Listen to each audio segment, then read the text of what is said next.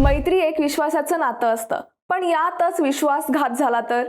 असाच प्रकार घडलाय ओडिशाच्या कंधमाल जिल्ह्यातील एका शाळेत. फेविक्विक साधं हाताला जरी चुकून लागलं तरी त्रास होतो, पण तेच फेविक्विक एका विद्यार्थ्याने मस्करी म्हणून स्वतःसोबतच वसतिगृहात झोपलेल्या 8 विद्यार्थ्यांच्या डोळ्यात टाकलंय.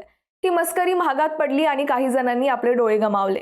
फेविक्विक टाकल्यावर मुलांचे डोळे उघडत नव्हते. डोळ्यात काहीतरी गेलंय असं लक्षात येताच विद्यार्थी घाबरून इकडे तिकडे पळाले आणि जखमी झाले.